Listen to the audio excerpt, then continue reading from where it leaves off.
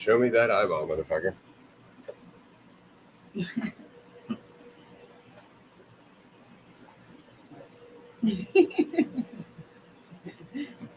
it.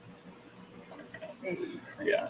And here we are for an episode of Dualistic Unity Raw Thursday edition. And as you can tell from the video, if you are in fact watching the video, and from the audio, because you will recognize it sounds like it used to sound. Old Faithful, we are back at my place, hanging out for a little bit, because afterwards we're going out to hang with some community peeps. We're going out to hang out with some key players in the karaoke world here in our end of British Columbia. It's going to be a lot of fun. We are obviously just having a good mood. I'm sweating my balls off. It's really quite hot outside. I don't know about you guys, but I'm really looking forward to fall. And I want to say that statement in itself is so dangerous. So dangerous, because immediately today starts to become a little shittier. Summer, in fact, is a little hotter, right? Relative. The entire perspective of my brain changes upon looking forward to something as though it's better. And it's so important to keep that in mind. And at the same time, really looking forward to fall. Because you can enjoy today and still have a petty bitch. Because if you aren't allowed to have some petty bitch about today, you're not really enjoying today, are you? You know, your day is rather quite limited. You know, rather you should be able to have a petty bitch, laugh at that petty bitch, learn from the petty bitch, maybe do it again because you want to. It doesn't actually have to mean anything about you at all. On the other hand, are you doing any of those things? Or are you just bitching pettily? Right?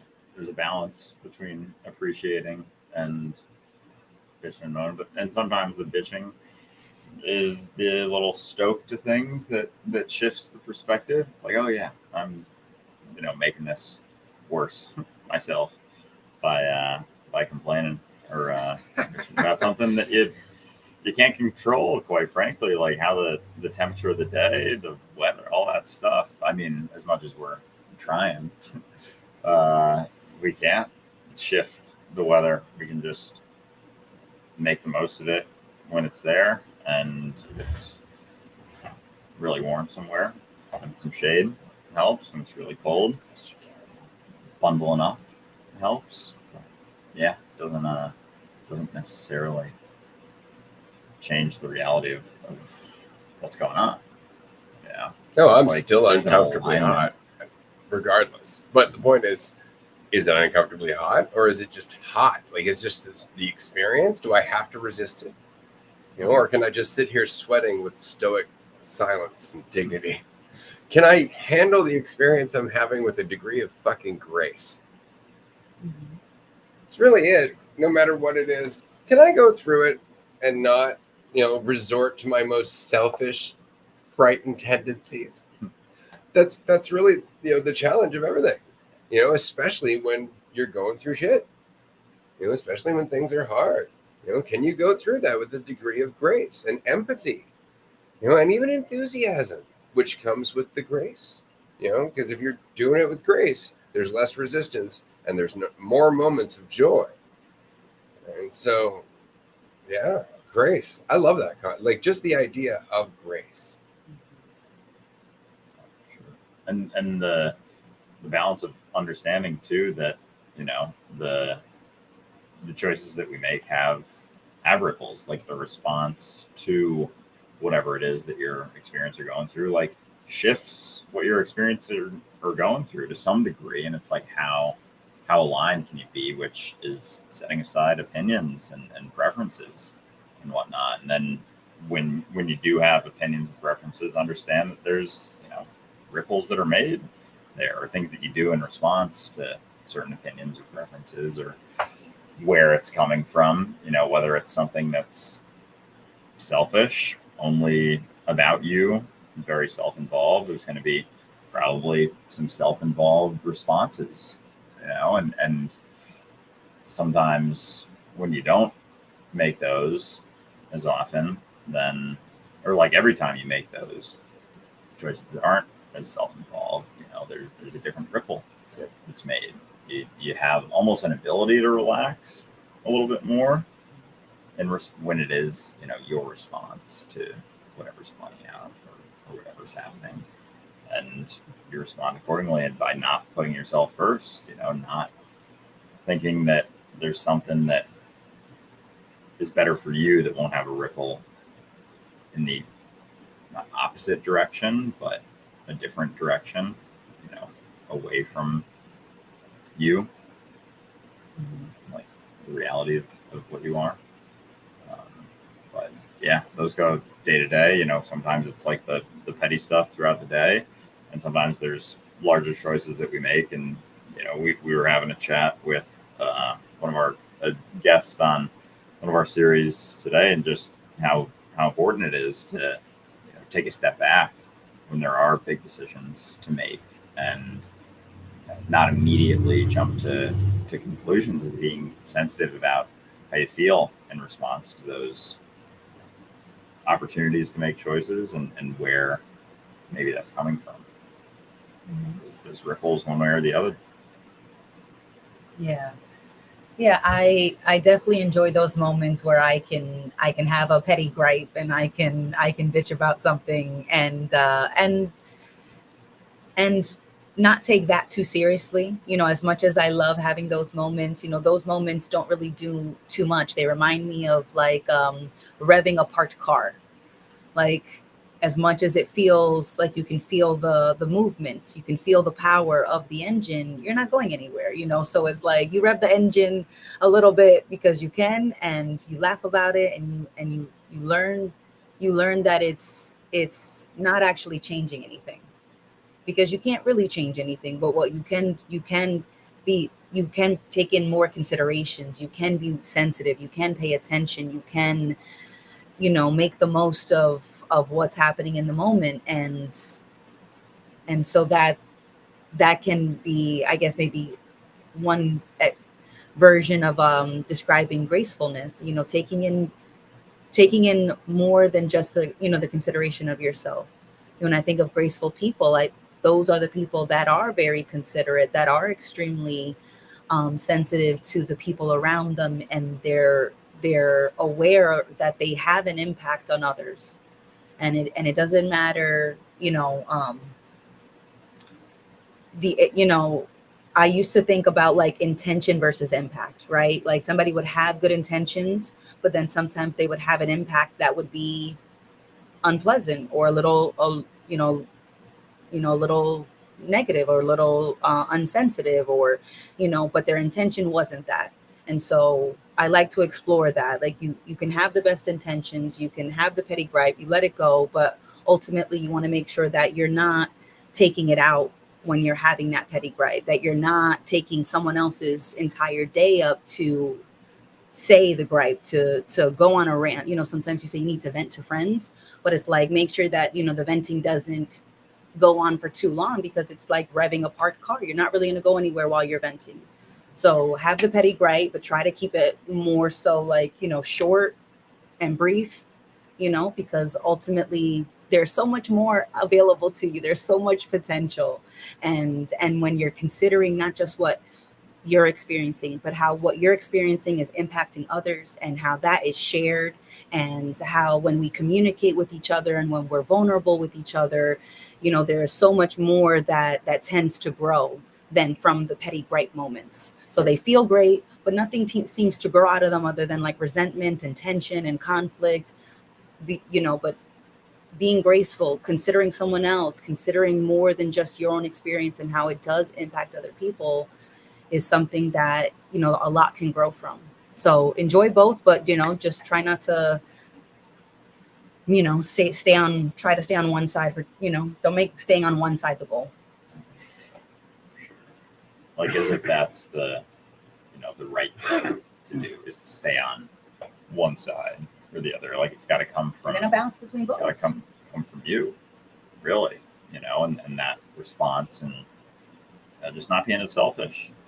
Like the empathy, and willing to put yourself in someone else's shoes and take that extra consideration, and not think about yourself while you're doing it. Mm-hmm. Yeah. Like to not tell yourself like, yeah, I'm putting myself in other people's shoes, therefore I'm being empathetic, because that's still about you. Yeah. And that's very much a subtle line. It really is. That's the same thing as doing meditation to get somewhere. Like, that's not really meditation. Empathy for the sake of being empathetic is not truly empathy. Empathy is a moment to moment thing. It's something that happens in a moment of recognition.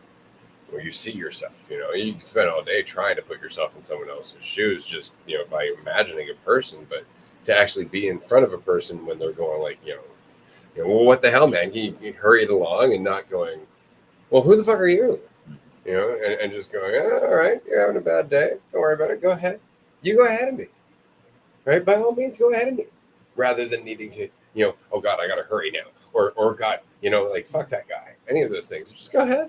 Continue on with your journey. Like, you don't need to get involved, and you can empathize with the person by just not judging them for being in a rush. But that's not something like right there. I just went through a scenario, and you're like, yeah, none of that of what you're feeling there is empathy, because you're just going through a hypothetical. The real deal is when that's actually happening, like when you're actually in the fire. And that's why it's so important to just take that time to breathe. It really is. It helps to breathe, because you can run yourself in circles just trying to feel like, now I'm doing the right thing, and you'll just keep running yourself in circles. And it just comes down to letting go of the thought, like just letting go of the thought that there is a right thing. Just let go. Just be here. This is what you're doing. It's as simple and concrete as the ground beneath your feet. If you're standing on concrete, whatever. Point being, it's really, really simple. But in that simplicity, there is an uncertainty and a potential that frankly makes us uncomfortable. We don't know what to do with that. It's not within the realm that we're used to thinking in. It's not within the sphere of our assumptions, where we feel like we have a degree of control. Suddenly we're just here. But at the moment of your death, that is what you're going to have here. And you're going to realize that that's all you've ever had was here. This is the moment of your life. This, right now. It's not your thoughts about where you're going, because you're missing what's happening right now. How many moments could be different if you were just paying attention to here? We were having a conversation with somebody yesterday in our Free Wednesday group, which I love. And we were just talking about how just having a little less need yourself, having a little less focus on needing to feel better, needing to feel valuable, needing to feel right, needing to feel perfect, needing to feel accepted, needing to feel loved, just a little less of any of those. And all of a sudden there is a little bit more room for a moment of recognition that someone else is going through that too. And you can suddenly change a moment where you would have been absent and lost in your head, and have an impact that you would not have had just by virtue of not being lost in that shit. That's incredible. That is incredible. But it is an impact that is only found here and now, and it's not a measurable impact. You can't go and I'm doing better because of how present I am, because you're looking back to fucking say that. And that's the contradiction. Are you really committed to your life? Are you really committed to yourself? Are you committed to yourself, goddammit? Because that's what it is. Are you tired of fucking running around trying to be something, or are you just committed to what you are and allow that to grow as a result? Yeah, you can't measure that progress. It's beautiful to recognize that it's an unfolding expression. Like there's the feeling of less need to bolster yourself or kind of protect yourself by thinking, by having those thoughts, because when you are more relaxed and very much involved in the experience that you're having, not jumping to conclusions about it, like there's an attention it's not like more available, it's just there's more space for you to and almost consider a little bit beyond yourself. I think, like, if you are in your head, a lot of times that is, or thinking, or having opinions there, as much as we can think about someone else having that opinion or judgment, like, it's really just our own. It's really just our own that we're facing and dealing with, and that's kind of our response to everything. But it's exciting, interesting, a lot to realize, a lot, and like not at all, because like even saying it's a lot, paying attention, like, oh my gosh, there's so much potential in that, but it's potential that's discovered, expressed. It's not potential that's like looked at like, oh, that's potential there. It's like the potential's what's left when you're not assuming there's a right way to express potential. And there's no way to measure, like there isn't the satisfaction in that. It's like you're gonna do a lot of things, experience a lot of things, like show a lot of potential or quote unquote progress, but it's not that you won't be able to see it, but there is a side where you won't know what that is until, if you want to take a break and like look at what's been done or what progress has been made, or that sense of feeling like it's been made isn't like a moment to moment,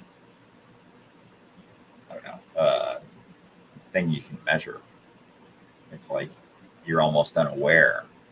Staying aware to what's actually going on keeps you unaware of like how you're doing so much until you want to have some certainty with that, which is kind of cool, but also unsatisfying in a way, I guess. Only if you need to be satisfied. That's the real bitch about it. This is all just fucking heavy if you make it heavy. That's really it. It's like, oh God, there's so much sacrifice. It's like, for what? What are you sacrificing other than your own bullshit? Like, what are you sacrificing other than your own weight? Like, Yep. It's so much to consider. Yeah, it's life. It's a lot to consider. It's always been a lot to consider. The only thing that's changed is that you're learning more about how much there is to consider. That's it. You don't have to take it more seriously because you are still able to deal with it. Like, you're still able to deal with it. Nothing has changed except that now, within the spectrum of things that you could consider, some of those things are that you can't deal with it. Those are options that you could look at and fucking make happen. The number of times I will see somebody say that something will happen and then they go out of their way without even noticing it to orchestrate that shit, or at least it looks like it, staggers me. It staggers me because it's a self-fulfilling prophecy.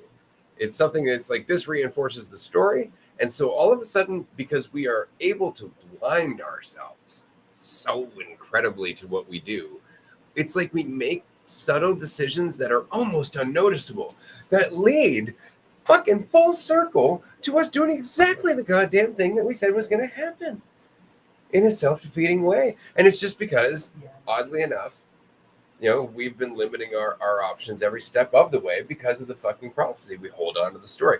And what's nice is that we can stop it all by just going, I don't fucking know. And the cycle stops, because now with I don't know comes all the considerations again. Stop running from that. Stop running from it and stop assuming that because there's more considerations that you need to be actively looking at all of them. Each and every moment in your life is going to come with certain considerations that are relevant and certain considerations that are not. What somebody's doing on the other side of the town while you're dealing with a friend who's going through a panic attack is not important. The person going through the panic attack and what they're going through and how you're reacting to it and all of that, that's important. That's relevant. And so there are considerations within that experience. But the more aware you become, the more you start thinking that you need to juggle everything all the time instead of just paying attention to the piece you're dealing with now. Your life is an expression of you dealing with things over time, a lot of them, but you can only deal with one at a time. And then it changes to something else. And again, the quality of your attention on this step is what's important. Just trust yourself to that. You don't have to do anything to become good at living your life. Just live your life. But the thing you're thinking about in your head isn't your life. That's not your life. That's not life. That's not any kind of life. Any more than me picking up a fictional story and reading it cover to cover is any indication of an actual life that's happening, because it's too simplistic. There's no nuance. There's no detail. There's no little things that we don't want to talk about on the page.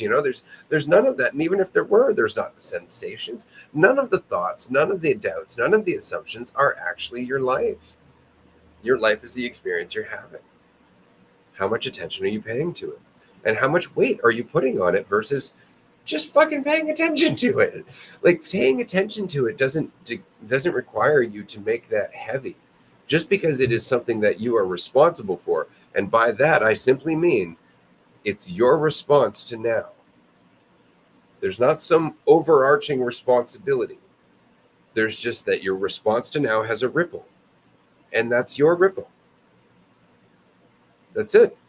That's your responsibility. Paying attention to now and the ripple that comes from it. That's your life. Can you live there? Can you still speculate about the future, look at the past, gripe about shit, do whatever you want, and know that none of it's actually the truth, none of it's real, that it's all just as entertaining as a fucking TV show? Yeah, because it's with thoughts and thinking, like, we pass those off to, say, for example, like God and the devil, like in a cartoon, like Emperor's New Groove. There's the little devil guy on his shoulder, little God guy Yes. on his shoulder. Goose goose. See, that's got it there. Talk about blip. Oh, is it? I don't even know what he says. I just Kronk. remember. Kronk Yeah. is dope. Yeah, he's a cool character, but like the alternative is like having neither, and like the thoughts being the focus and passing them off to something else. It's like the alternative is you're, fully in reality, and not paying so much attention to those things, the responses. Giving them less priority. Let's say you can never get rid of the angel and devil, but if you look back at that cartoon, they're fucking hilarious. Yeah, They're really funny. Like, they're little, like, no. true.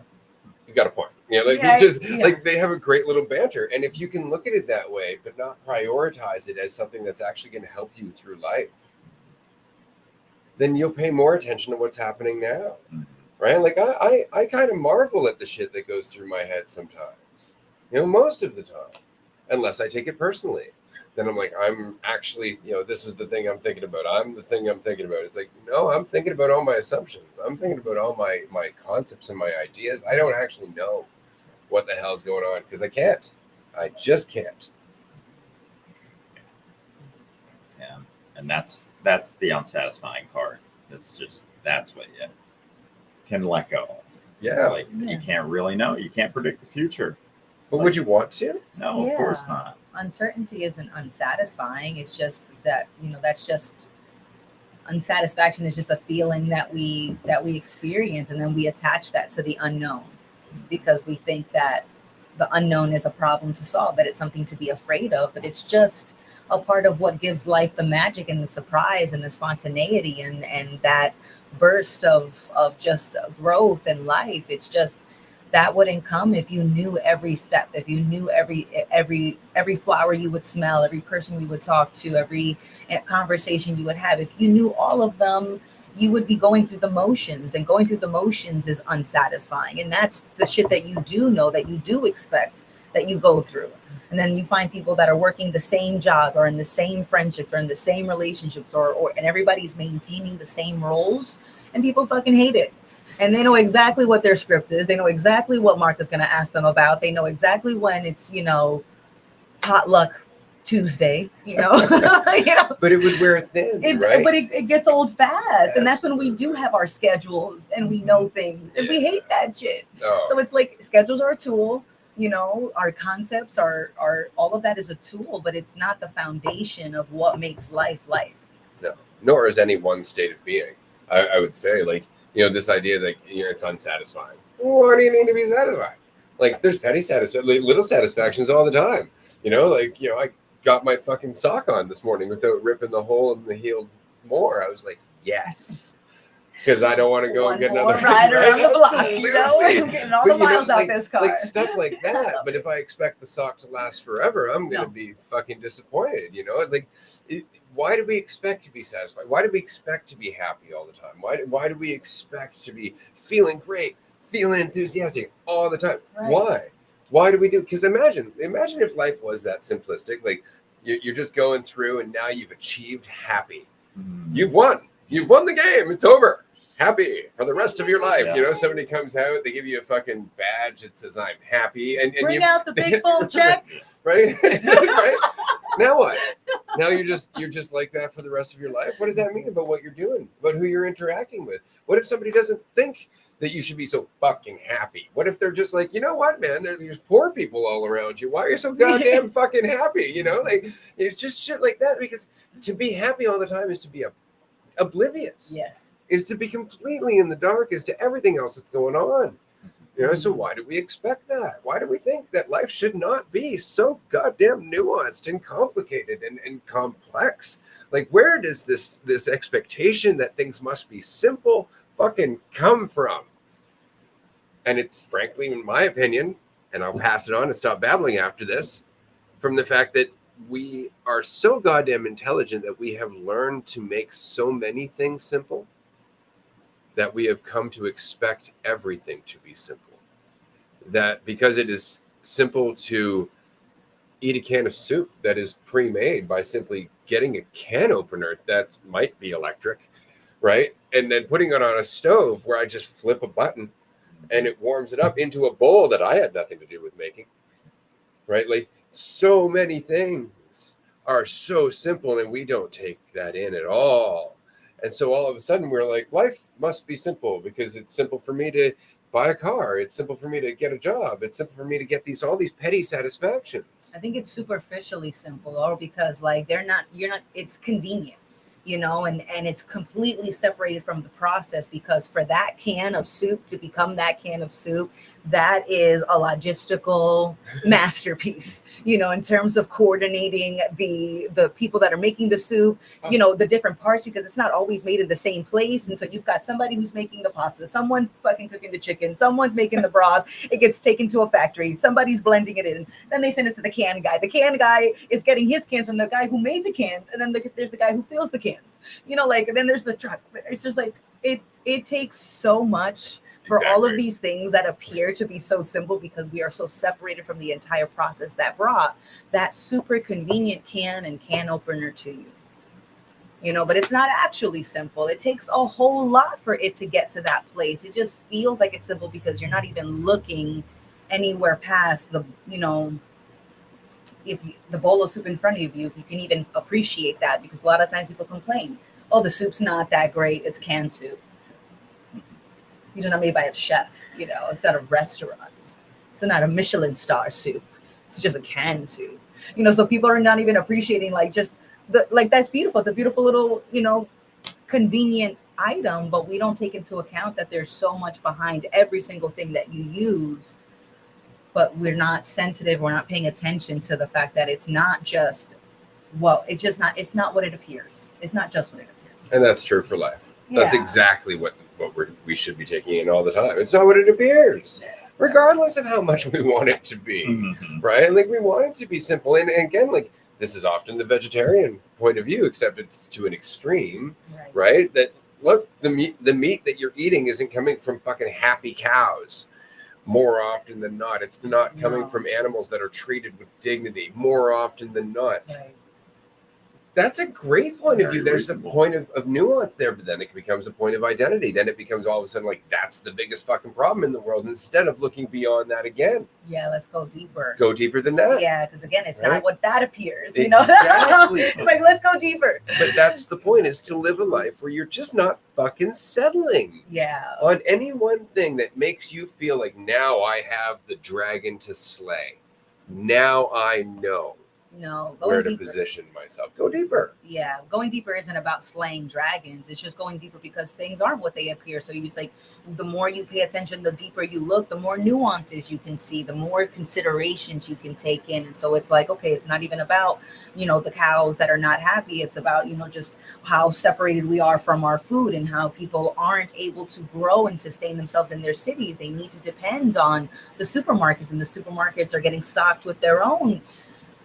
It's just there's so much more that we could take in. Instead, we are so quick to say, oh, that's the problem.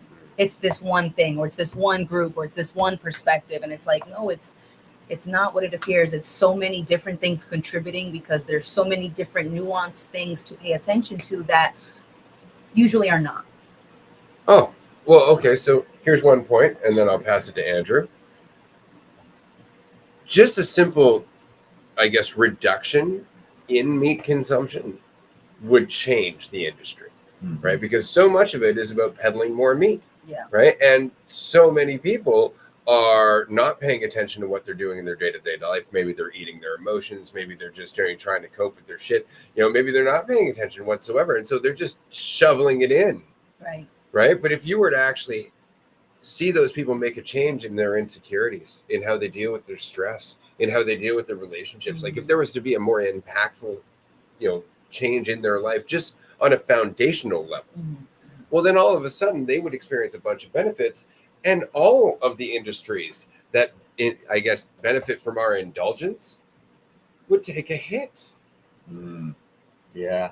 If we were willing to look at, the fact that so many things in the world, like eating, for example, can be a mindless experience or a mindful experience. And what I mean is just like how a lot of times if you're eating, and I've noticed this in myself for sure, if I'm, thinking about stuff, it gives you a different experience, to eat food. Right. And sometimes, like someone will go, and this is just for myself, I don't know about anyone else's tendencies, but like to not like binge eat, but just like aggressively eat a lot of food. Hickory sticks. Hickory in sticks are my response to discomfort absolutely or stress, instead of looking at that and looking at where that maybe is coming from, just and taking a second and but also not making it so much about doing the right thing in response. It's like being willing to look at that, and then everything that you do, you see with the food industry, with veganism, vegetarianism, and the willingness to look at tendencies that you have. Like doing that doesn't guarantee one way or the other. It's not about you so much as something to identify as a vegan or vegetarian, but it's impacting your experience for sure. And I think looking at whether it's something you're trying to convince someone else of versus not can almost like increase that sensitivity in a certain way, when it's not so much about you changing the world specifically, but just being willing to change yourself. Just to be in the world.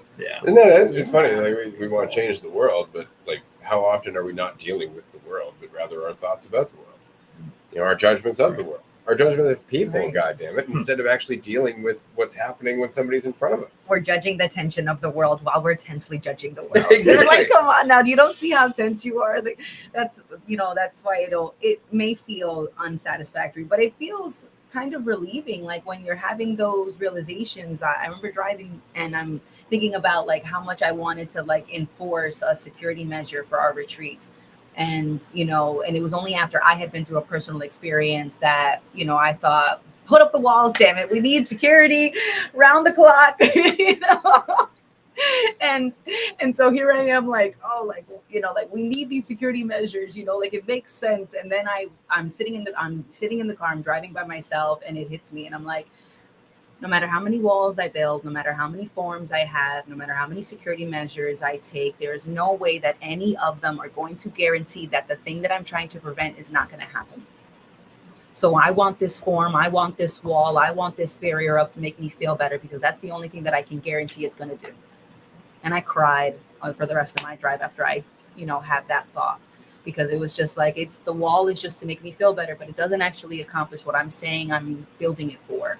And so I don't need to build another wall. Instead, I could embody this empathy, this new sensitivity, this new consideration that the wall isn't there for what I say it is. You know, that it's doing more harm. It's preventing more of a conversation, more of a connection. It's preventing a bridge where there could be one, you know, and I think we could do with, you know, a few more bridges and a few less walls. Yeah, because you don't even realize how many walls you have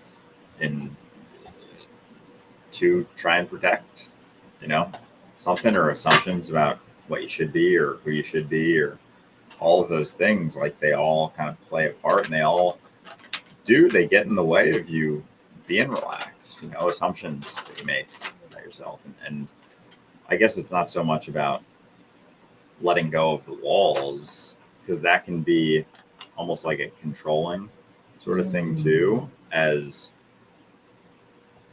it smells pretty good there. It's amazing.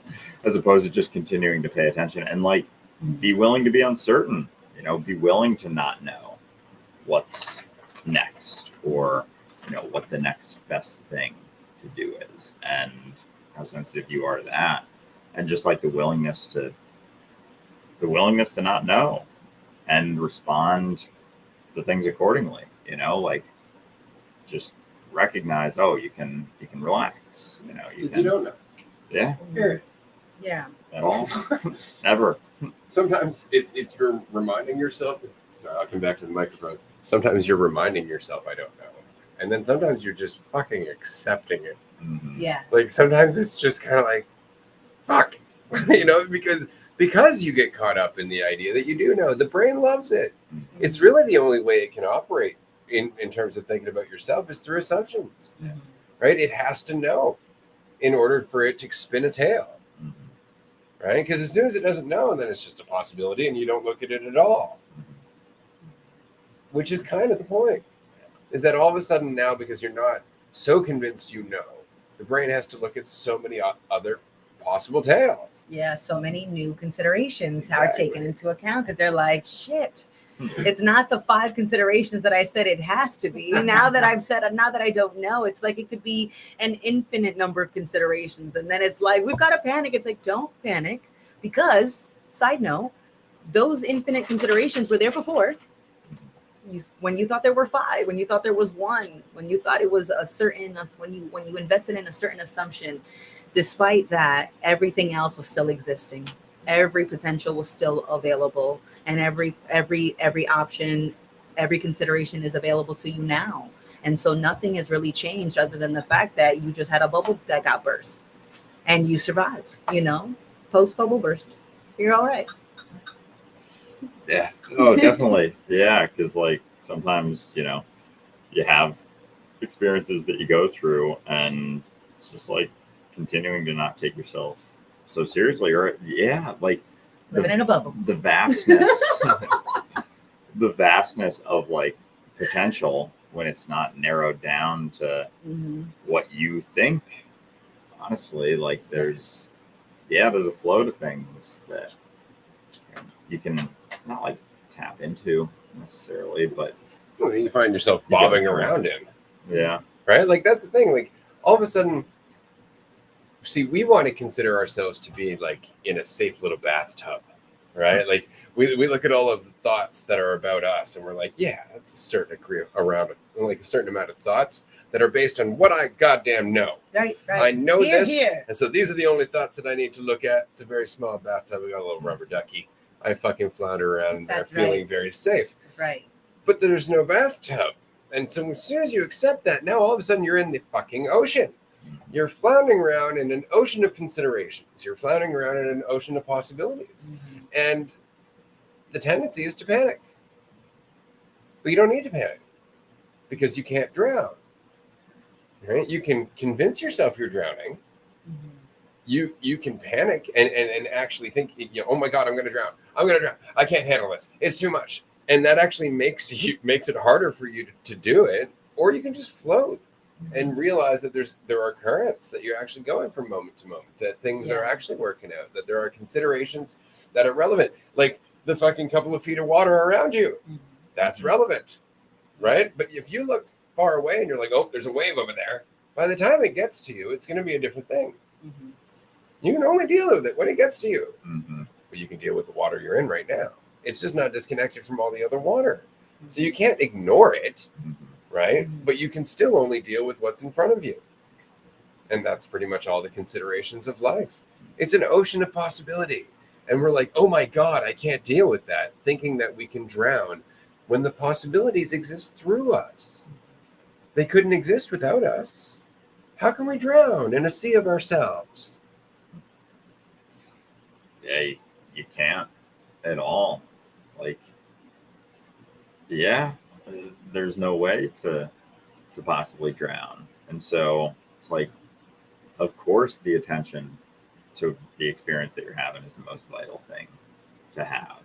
And when there are, you try and assume what waves are going to be around there. Like when you don't do that as much, that impacts the waves that are around. Like there's a difference when you're making assumptions that's going to then impact what waves you even experience and how you continue to go through things. So yeah, it's not that you have to try and know all the potential waves, but like keep going.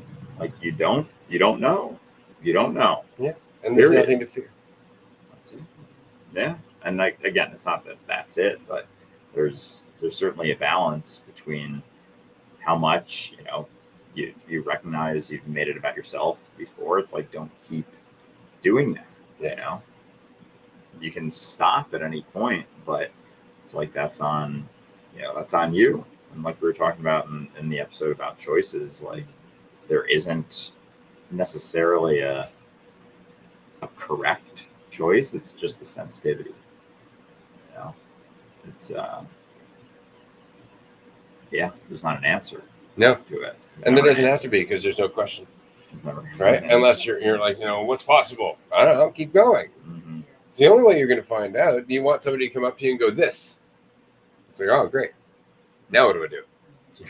Like that would suck. Again, like we want things to be simple in a way that ultimately they are and they're not. This is why I loved the first Dualistic Unity retreat, where ultimately it was over and over again, simple, not easy. Right? Life is simple, not easy. Okay? Live, be here. Face what's coming. Don't make it harder on yourself. Simple, not always easy, especially when you're afraid. Your brain's going to go, these are all the things that could happen. You got to recognize you don't know, and you don't know that you can't deal with them. As soon as you do that, you're left with what you can deal with, which is here and now. Simple, not easy. This has been a dope episode. This has been a lot of fun. We are going to take a break shortly. And, we're going to take a break right now, but we're going to come back shortly for a group. Fuck, holy fuck, my face just failed me. I went through 4 different directions of thought there at once. Anyway, and that's what I mean. Don't take that shit too seriously. We're going to be on Patreon for a tier 2 call after this. And then we're going to go to karaoke after that. So we will talk to you all soon. Thanks for joining us today. If you can, join us at the retreat in Port Alberni. We would love to see you. If you can't, there's going to be some Arizona mini retreat details released very shortly. I meant to release it earlier this week, but we've been busy. So thank you all for your patience. We love you. Take care.